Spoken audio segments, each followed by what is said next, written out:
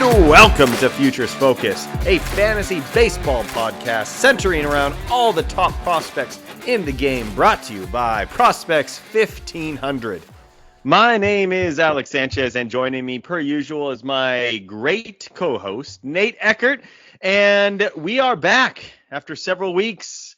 Nate, I'll go ahead and take the bullet for this one. Several things happening in my life that caused me not to have time to do this podcast.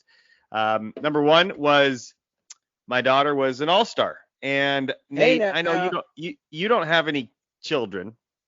No, and I don't. I'm assuming you played sports when you were young, and I played sports when I was young, and I was good and not good teams. But my daughter is 7 years old and on this all-star team, and we had 2 practices a week with tournaments every weekend, minimum 3 games. It's insane. And Wow. All our normal days we had practice, and then we had tournaments the next morning, so I had to get anyway. It was crazy, but we're finally all-star free. And I will say my daughter Scarlett hit over 800 during the tournament. Ooh. Now pretty much everybody else also hit over 800, but still it's really good Still. Yeah. So, and then also, I didn't tell you this, Nate, but I had to find a new place to live as well. After the All-Stars, we're going to have to move. So we're just moving to a kind of a bigger house, but that's been, how everybody stressful moving is. So those are the things that have caused me to lose some podcast time here. Hopefully, we are kind of in the middle of the move, but I think we should be able to figure it out. But I did want to get back on track and give some updates here on some prospects, because that's why you're listening to this, if you still are. And if you are, I appreciate you kind of going through this. Nate, how are you doing? It's been a while. Yeah. I'm doing great. Just got back from Arizona. I was at Perfect Game National, the big showcase starter for high school prospects that want to be drafted, and not the class that is being drafted in a few days over the All-Star break, but the next class up. So I went and joined the scouts and watched these kids show out. It was a lot of fun.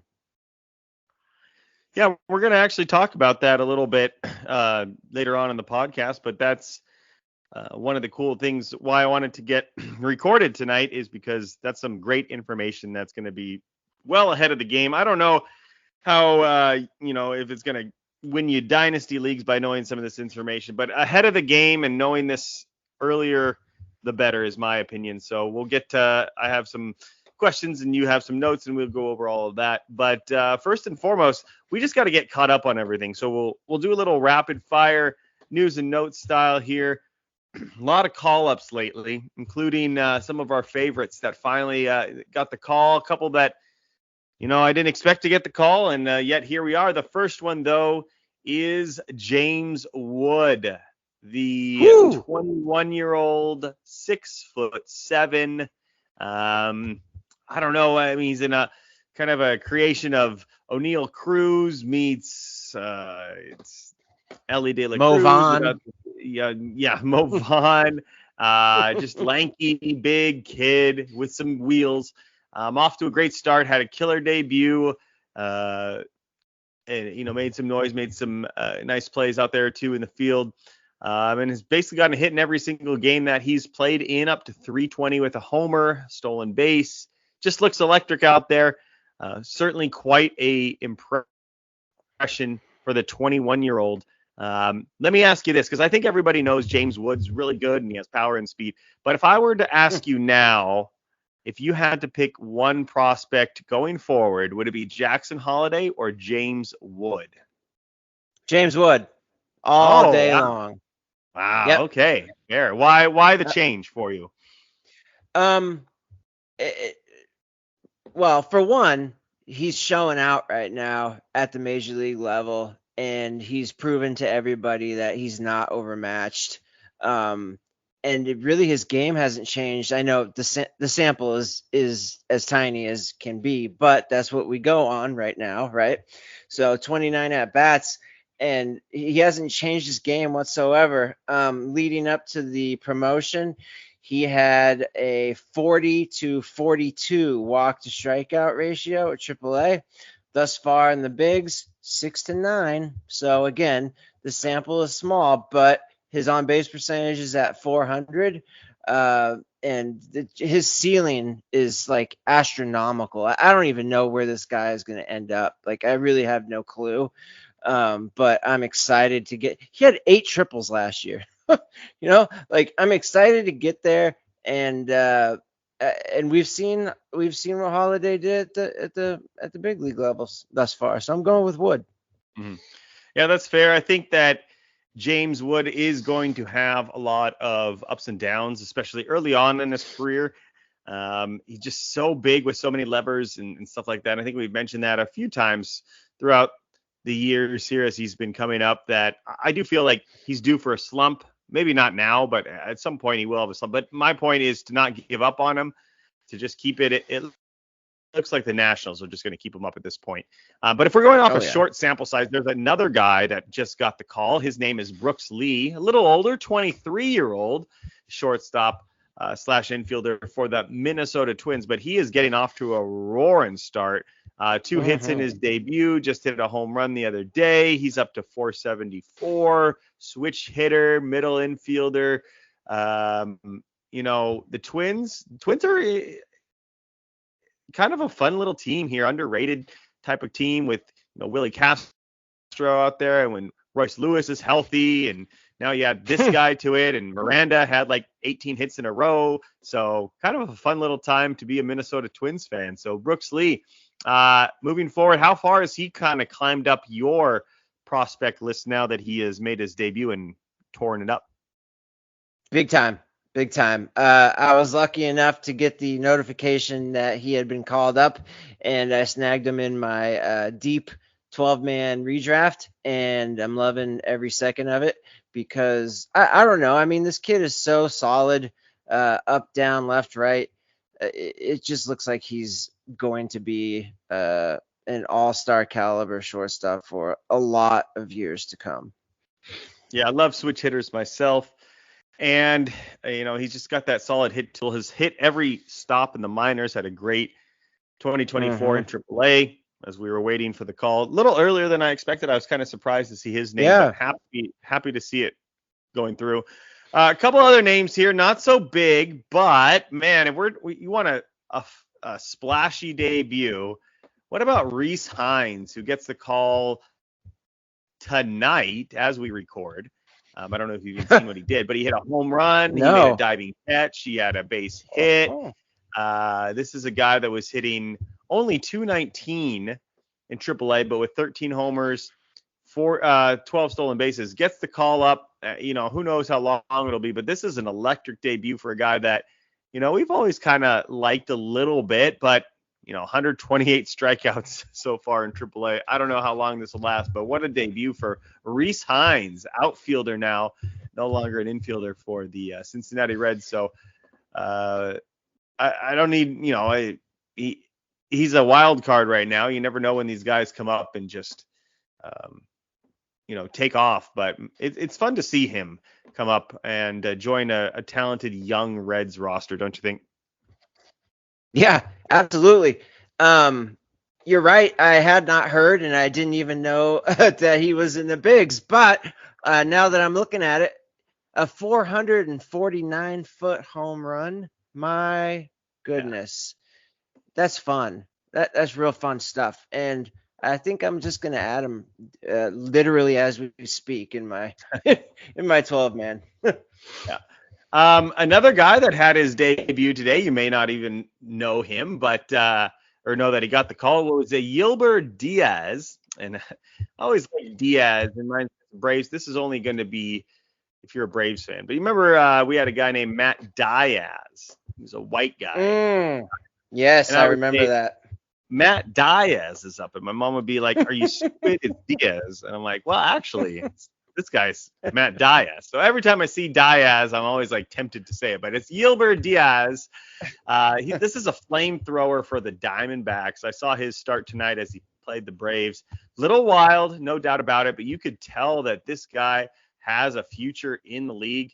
He was throwing 97, 98 miles per hour, good body, very athletic looking. He's got I think he had braces on. I have to like double check it. He looks like he's 17 years old, but he went out there.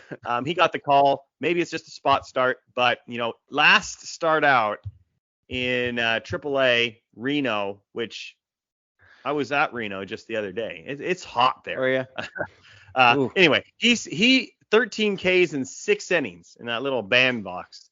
Now I'm not sure if it was in Sacramento or if it was in Reno, but just impressive stuff. So this is a guy that you're going to find everywhere. In a lot of leagues. I'm looking at my leagues. I see him available in 3 out of the 4 I'm in, or 3 out of the many I'm in, not 4, but 3 he's in, 4 he's not. So this is a guy you might want to check out. I got a trade offer for him today too. So he is kind of popular right now. Yeah. Anything to add on to that? Did you even know he got the call? I kind of surprised you last year, I think. No, I did know that Yelber Diaz did get the call. And but I didn't see how he had done. So it's nice to see that he had a quality start. And I hope the D-backs keep him up. Why the hell not? Yeah, I mean the Braves at times can't hit anybody, and they traveled cross country for on a Sunday night to go, or a Sunday day game to get to the Monday night game in Arizona. They're never good at that, but still impressive stuff. I think he went like 6 innings. Really good stuff. There's so many that we haven't really talked about in the last several weeks. I don't even know if we've talked about like Paul Skeens and the fact that he's an all-star. Now we could talk about that. What do you think? Is he deserving of an all-star selection, or is this a guy that since he came up, in May, that he needs to wait his turn? I heard a couple of pundits saying that sort of stuff. Where do you fall on that? Oh my God. Wait his turn. What are we in kindergarten? Come on. I mean, every start that this guy has made, he has been utterly dominant. And we all said it was going to happen. Everyone knew it. And he goes out and he does exactly what everyone knew he was going to do. And now we're gonna what? We're gonna stiff him on the All-Star game because of waiting his turn? My God, come on. That's ridiculous. He absolutely deserves it. Yeah, he's been fantastic. There's another guy that's coming up for the Brewers that we should probably talk about. Jacob Misiorowski. He is starting to make some noise and worth checking in on here.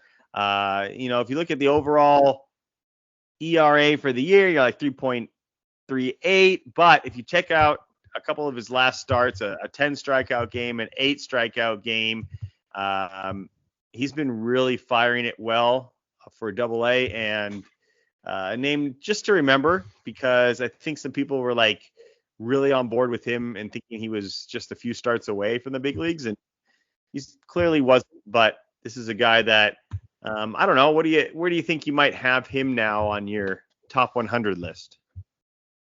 Oh, I love Misiorowski. He is wild. There's no two ways around that. But over his last 10 games, let's just take a look here. He's honed it in quite a bit from, let's see here, June. So pretty much the entire month of June and into July, he hasn't had a game where he's thrown more than 2 walks. So it looks like he's reeling that in. And the further he reels that in, only the better. I mean, this kid is electric, 6'7", gangly. It's just flame throwing beast. And I like a lot of Misiorowski's stuff, and I'm excited for his eventual call up as well. Yeah, it might be a little while, but a guy that we certainly can't forget about. I guess one thing I did want to mention as well, and then we'll get into the perfect game stuff that I want to hear about your experience there. But we do have the Futures games coming up here. the rosters. What do you think about the rosters? Have you had a chance to look over them? Yeah. And yeah, what do you think about this year's crop? Anything that kind of jumps out at you, or I guess as I'll let you kind of pull them up there. I know I kind of just Yeah. but I was kind of interested in the pitching side of things here for the Uh-huh. American League. You know, Yep.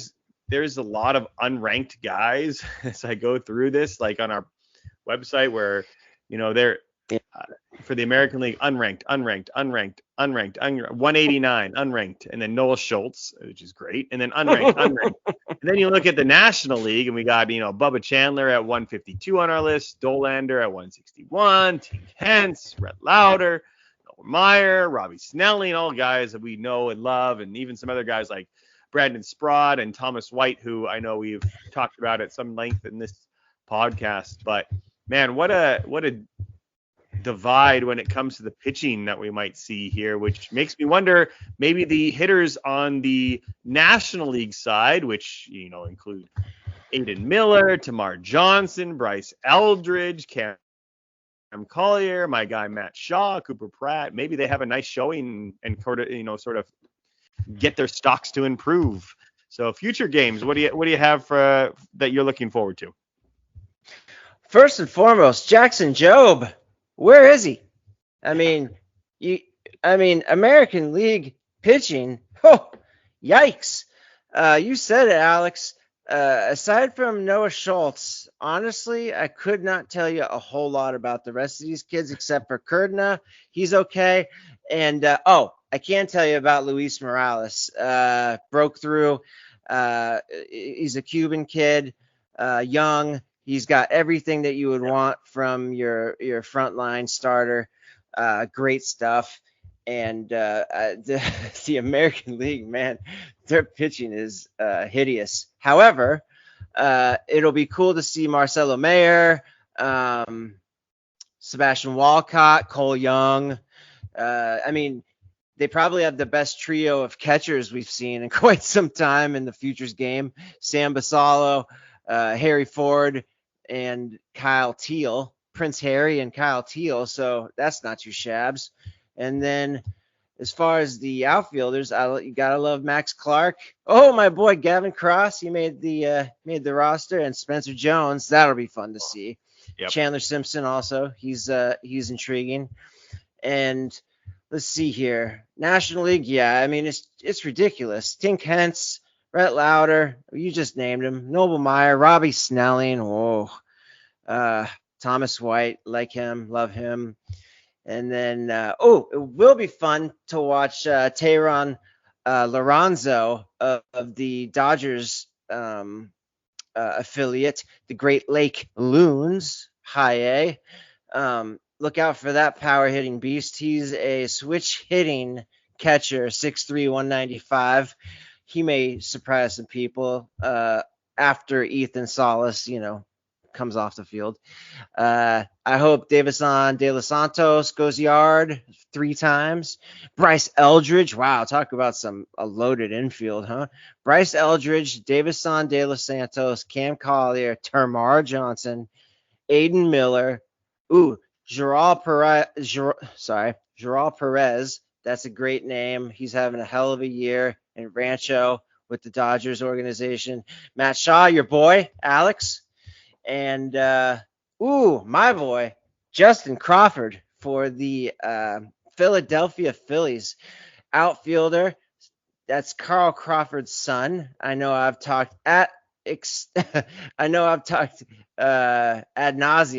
regarding Justin Crawford, but there's reason for it, and hopefully the whole world will find out why come All-Star break. I hope Brady House gets a chance to make the roster also. Oh, he's in the Future Skills Showcase. So at least there's that, whatever that is. Yeah, I don't know what that is exactly, but also kind of just fun to go down memory lane here on the managers for the American League and National League. I know Adrian Beltre's been there a couple of years now, but you got Adrian Beltre, you got Prince Fielder, Nelson Cruz, Alvis Andrews, Raul Ibanez, A-Rod for the American League, Then you got Michael Wow. Young, Mark Michael Teixeira, Young. yeah, Gary Matthews Jr., Ian Kinsler, Vernon Wells for the Nationals. Oh, So some fun wow. names out there. What an experience for these young kids as they are progressing up to the big leagues. And a lot of these guys are real close. I mean, you could Oh see yeah. Dylan Cruz. We have already seen James Wood. I wouldn't be surprised to see Spencer Jones at some point. Matt Shaw is knocking on the door. De Los Hmm. Santos was in the Rule 5. He could be up anytime soon. Marcelo Meyer, his clock might be going. Colson Montgomery, Brooks Lee is already up. I think Drake Baldwin has a chance to come up to Atlanta this year as well. Harry Ford. Man, these guys are all knocking on the door. So this is going to be an exciting time. We'll actually go ahead and probably do an episode based on that when we watch it next week, as that is coming up. It's June next Saturday. So we are already almost through the middle of July. It's pretty crazy, Nate. Mm. Yeah, it's absolutely flown by. So you guys, whether you like it or not, are going to be getting a lot more of these future focuses coming up because we got some making up to do. Yeah, for sure. Now, Nate, let me hear about your trip out to Arizona and this perfect game, your experience, what you saw, anything that, I feel like this doesn't get covered a super ton in the mainstream, and most people probably don't even know many of the names you might even mention. But I think it's good to get started now, especially this is the time of year, honestly, if we want to make this into a dynasty fantasy segment here, that you need to look about trading assets around. And when you offer you got, let's say you got Marcelo Zuna, okay? Guy's going nuts, just insane. But you are in 8th place in a 14-man league, and it's just not going up for you. So you need to trade Marcel Ozuna. And you offer a first-round pick for next year. And they're like, nah, I don't want to do that. And so then what about a first-round pick the next year? Those always seem a lot less valuable, but indeed, they might be more. You just have to wait. So this might be a good segment for those wondering, okay, what about this year's draft pick versus the next year's draft pick? What even down the line? 3 years. I know a lot of leagues allow you to trade up to 3 years in advance. So maybe you can get a little head start here on the competition. So Nate, go ahead, give me your overview and we'll go from there. Yeah. Yeah, you couldn't have said it better. I couldn't have said it better myself, Alex. As far as Dynasty is concerned, this is honestly, once you get going in a Dynasty league, and everybody knows this, the only way to improve your team without giving up any equity whatsoever is the first year's player draft every single season. And the better you get at dialing in these high school kids who will shoot through the rankings, and I mean the amount of time that we're seeing these kids spend in the minors anymore, it's so small compared to just 10 years ago, 15 years ago. Hell, if you go back 25 years, I mean, these kids are making it light speed right out of the gate, and they're producing once they get to the big leagues. And everyone knows uh, how quick up the pipeline these kids can run, especially if they're putting up exit velos that are resembling, Major League Baseball right now. I was most excited to go and take some video of the batting practices, because for as long as I've been, let's say, scouting high school kids before the drafts, I always love going on YouTube and finding those perfect game BPs sessions where you get to watch these kids, these young studs, go out and take about 25-30 hacks and get the instant exit velo to launch angle, all that stuff. It's getting more and more accessible. A lot of this stuff comes out immediately and you can have access to it. And I was just really excited to go and experience it for myself. And obviously I did. and it was incredible. I got the most, I gotta say, the community that is wrapped around PG or Perfect Game and what they've got there, it's an incredible showcase for these kids, because you go online and the Perfect Game National website is very detailed, very strong. It's very professional. I could totally understand why scouts and college coaches, uh, you know, they all use this as a tool.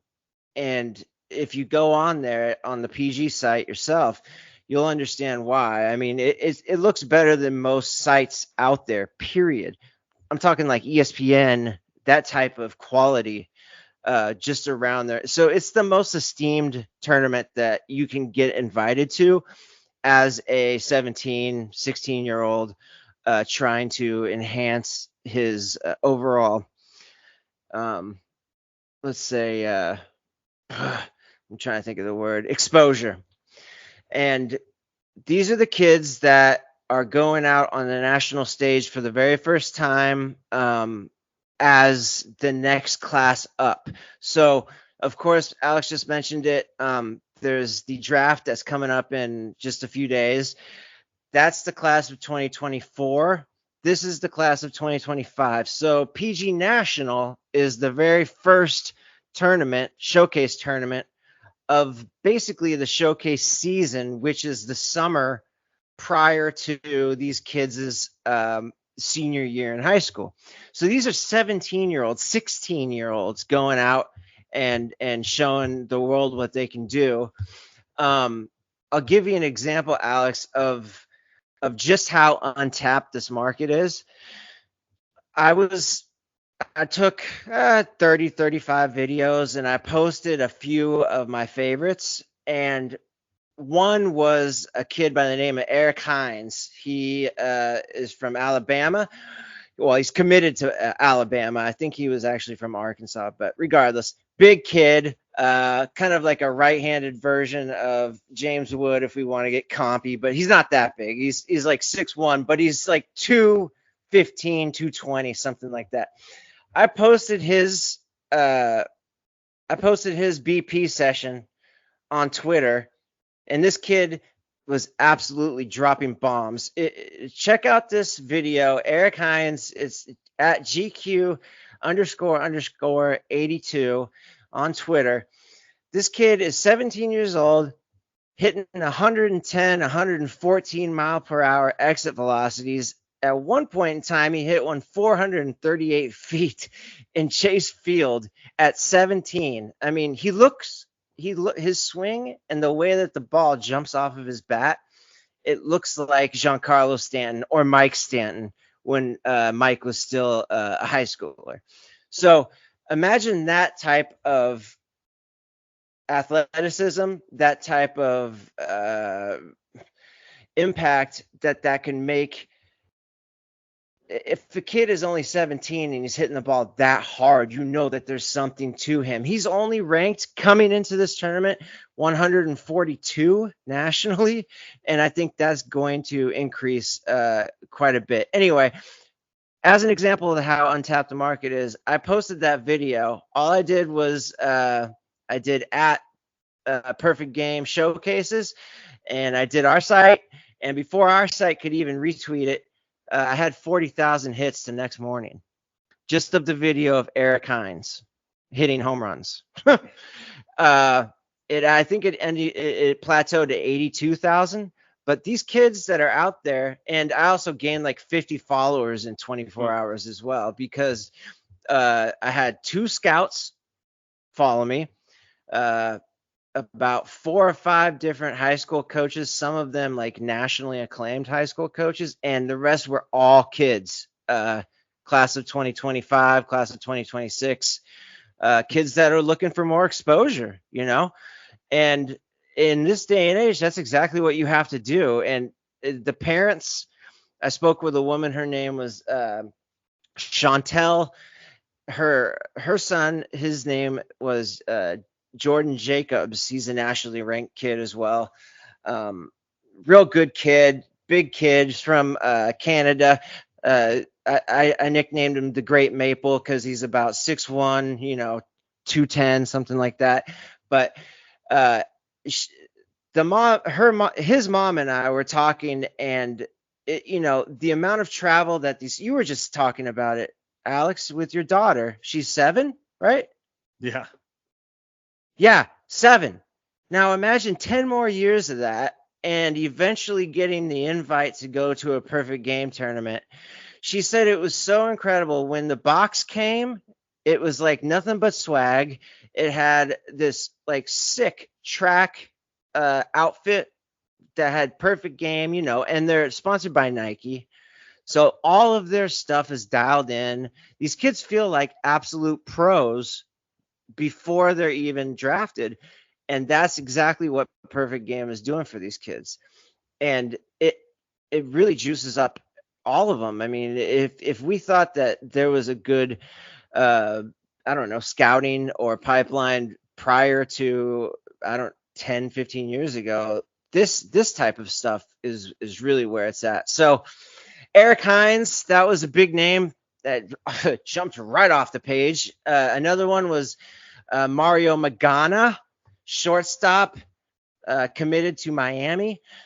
He's nationally ranked 55. Now, granted, take into account that these are all the rankings prior to PG National, which is the event that I went to. So Magana was a switch hitting shortstop. He probably had grown, 6 inches or so based on his prior ranking and what I saw. This kid he looked like a mix between like Carlos Beltran and like Jose Reyes. Real long and wiry strength from the left and right side, hitting 103, 104, 105, 106, tanking them, but just as comfortable righty as he was lefty and vice versa. I mean, it's all interchangeable anymore, right?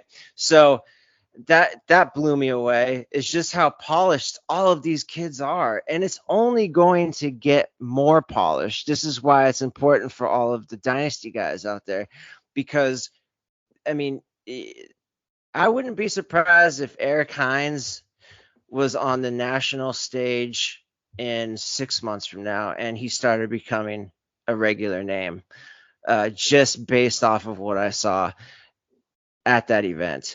And there were all of, 15 people in the stands, 30 scouts from each team, and then me and the parents, So I have to say I was blown away, and it really was an incredible event. Yeah, watching some of these videos of these guys, they are starting to look closer to college kids than I remember high school kids looking. And as you take a look at, the ranks for this year's class that are going to be drafted, I mean, just PJ Morlando, I mean, this kid looks like he's a big leaguer right now. I'm looking at some of his tape and it's just unbelievable. And, you got Ken Caminiti's kid there too.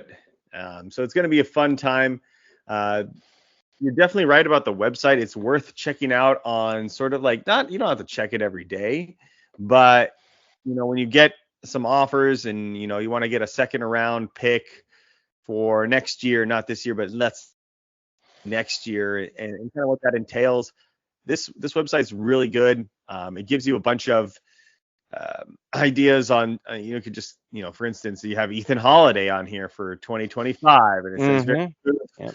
Fluid swing, works to all fields, shows power, smooth actions in the dirt, solid arm across. So you can get some of that information and, okay, so if I get a first round pick next year from a team that's, maybe not in the best position, but they're going for it, whatever, you might have a chance to get that guy. And then all of a sudden you have, the equivalent of Jackson Holiday, for lack of a better name, that you're just getting, or Bobby Witt. I mean, Bobby Witt to me is the quintessential high school pick that changed my opinion on high school kids. I was like, yeah, I know that some of them hit, but like the ceiling for these high school kids is just crazy. And It is. Bobby Witt Jr. changed that for me. We're gonna see him in the home run derby, by the way. That'll be fun. Ooh. Yeah, so just getting these guys and getting familiar with them. Again, you can't pick them up. You can't like go reserve them or anything. But getting familiar with them and realizing that, this class coming up's okay. It's pretty good. I mean, the college classes, and I was kind of doing some research on this. So the college class this year is kind of mediocre, and it's followed by a college class next year that's also sort of mediocre. So these high school kids, you might see them picked in the top 5, top 10 more so than in the past years. And that's something to keep in mind. And if, your turn comes, I get that most drafts are taking place, half a year after the draft, but still there's some leagues out there that draft as soon as this happens. But you don't want to be caught off guard just because it's a high school kid that you're not familiar with. So getting used to this, and you don't have to go and scout like you do, Nate.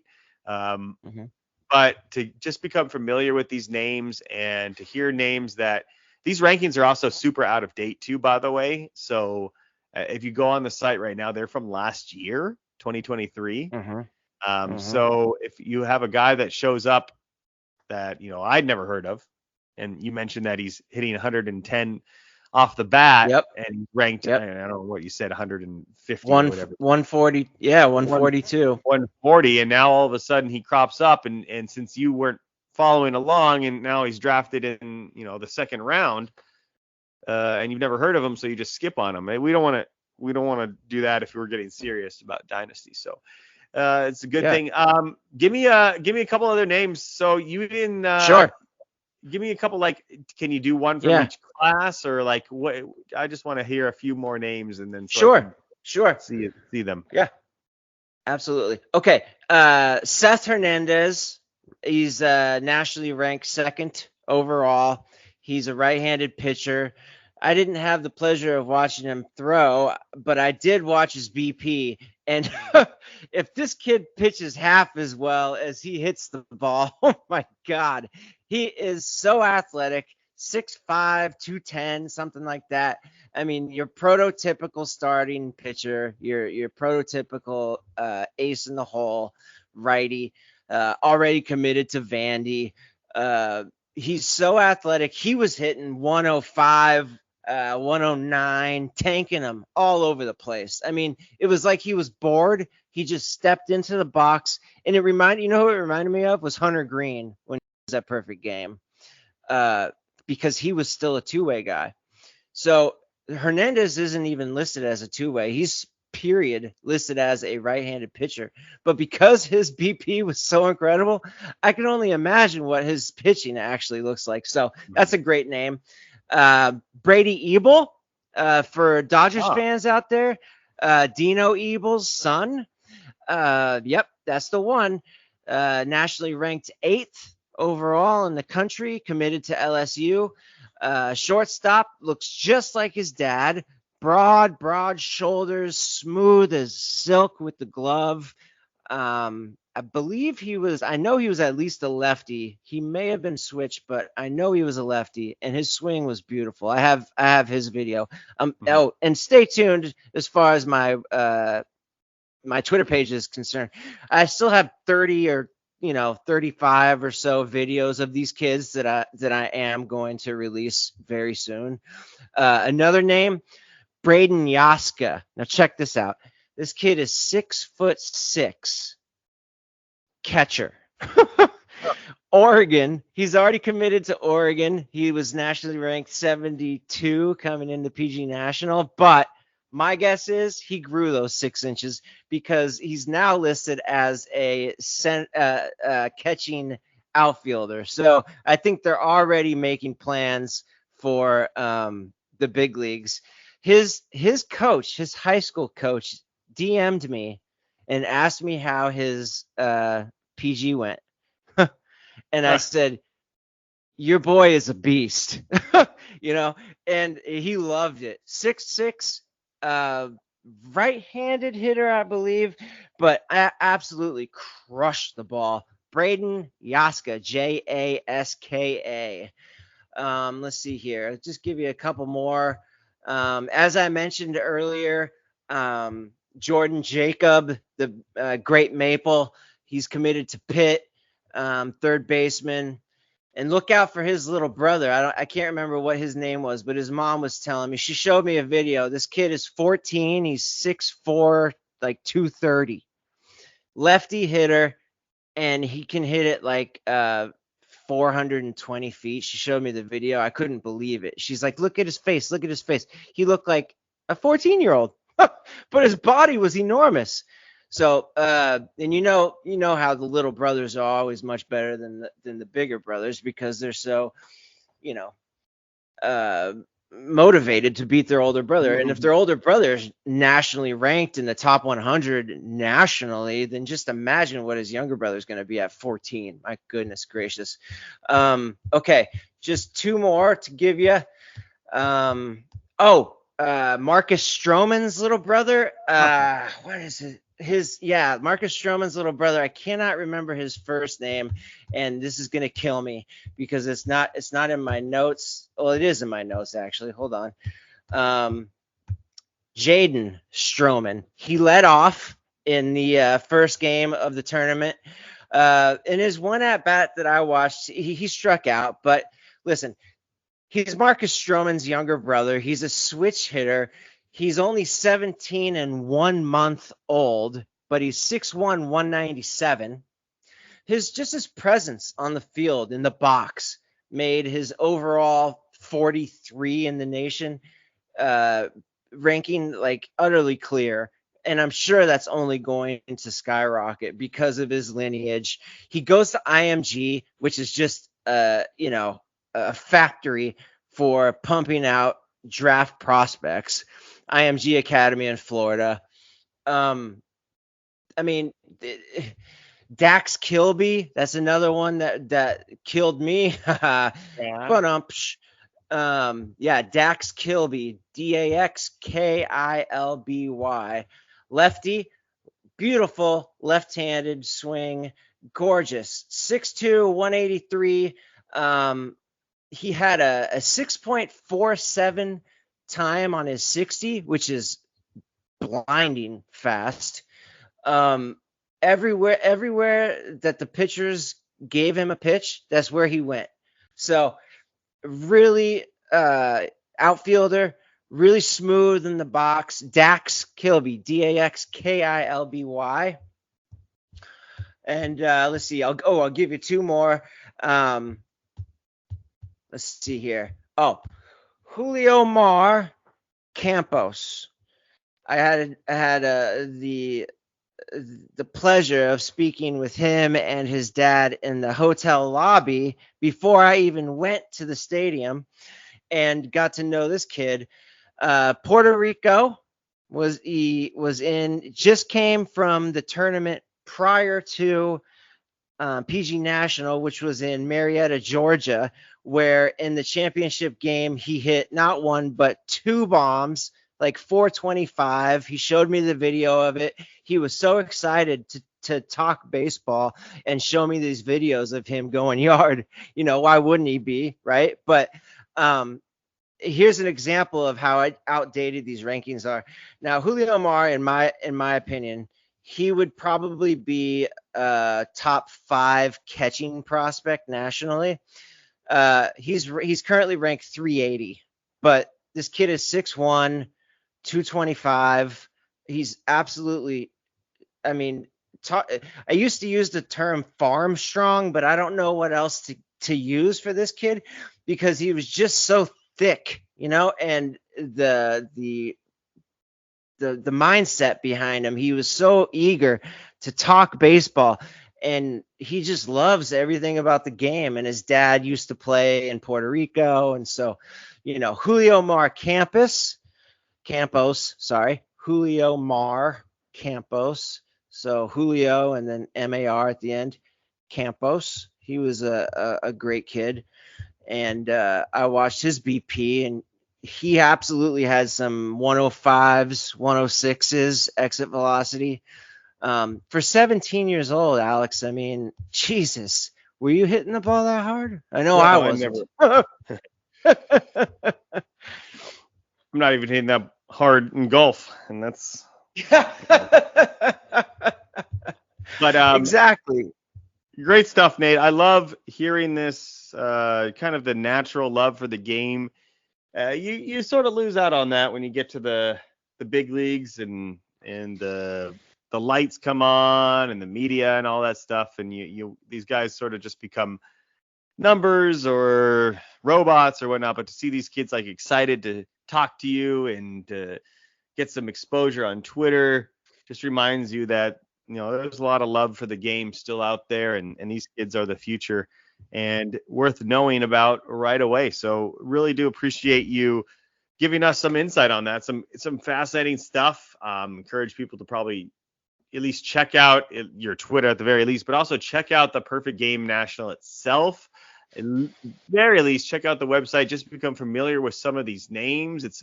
I was just going through them and kind of seeing all the famous fathers that had some kids coming up because we love those types of players. Yeah. The next generation. So find the next Bo Bichette or Vladdy, and it's kind of a good look to go through. So I think that's going to do it for us here, Nate. But like you said, we definitely owe you guys a couple of shows. So granted, my internet may not be on or off or whatnot, but we'll try to get going and get a couple shows out. I know we have the future game we're going to want to talk about. We're going to have the draft we're going to need to talk about. That's coming up. We're going to have several debuts coming up. We have,